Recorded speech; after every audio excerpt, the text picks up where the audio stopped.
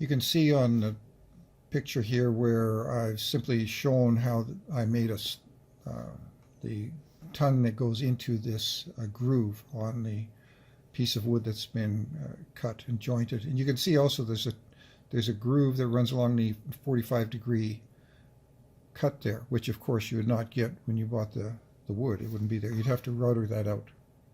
So I simply used a 1/4-inch router bit.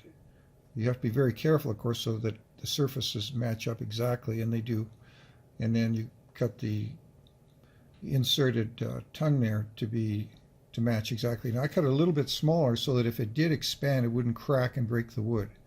Now that's an assumption, but I think it's worth doing on my side at least. Now here you can see the joining together of the wood and into this 45-degree pattern, and you can see the slats that have been cut and they're laying along that one board.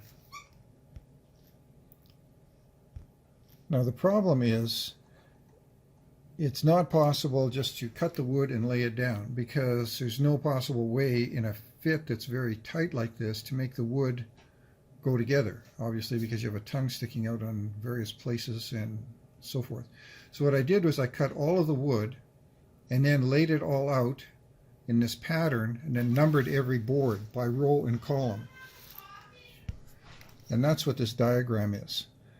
So I started at the right hand side and row 1, board 1, 2, 3, 4, as many boards, and then labeled every single board. And you have to do it very accurately, because what has to happen is you take the entire thing apart, then start to put it all back together with these keyways, because you have to lay the boards down and then slide the key in to form the tongue and groove between two grooves in order to get it. It's like a Chinese puzzle. Now this simply shows the tool that I made in order to tap the boards into place. I simply took some scrap wood and put it with an edge on it that matched the hardwood, and then you can tap that and bring the board into alignment. Now a mistake that I made, or a way that would have been much better than what I did, was I used smaller pieces of dark wood along the edge of the bed. That was a mistake. I should have used a single long piece. And in these packages, there's usually one or two. There's several long pieces and lots of smaller pieces. The thing is that the piece along the bed is also the metric by which everything else is laid out to get the correct reference point, as well as the wall. So I think my reasoning at the time was it wasn't as obvious, so it'd be nicer to have the longer pieces visible somewhere else, which was not the wisest thing to do, because to get this wood straight, you need a straight edge as the guide for the rest of the wood. Anyway, just a word, if you want to do it this way, that's what I would recommend paying attention to. What this shows is just a mechanism I use to try and line up the boards when there's a little bit extra gap in there. So I made a wedge system so that I could tap the board in. It would pull in the edge a little closer in some places. I don't know whether that's because the wood I had was from when I built this house 25 years ago, and maybe it has a little bit of a bend in it at places. I tried to get as straight a wood as I could, but that's what I used to get it into place. And here what you see is just the wood taken up again, and then you can see the slat that was inserted there. I did that deliberately just to take the picture of it, because the direction now has to change. So it went from the bed towards the wall, and from the wall with one row towards the bed for the tongue. But now going across the front, you have to always nail on the tongue, so it has to switch. So therefore there's a groove cut in this wood, as you can see, to switch the direction of the tongue. You don't need to nail it at this point. I mean, if one board isn't nailed, it doesn't really matter. From here you can see the keyway being inserted along the front of the TV cabinet to hold the edging and the boards together. What you can see here is the rod that runs along, that was used to cover the cable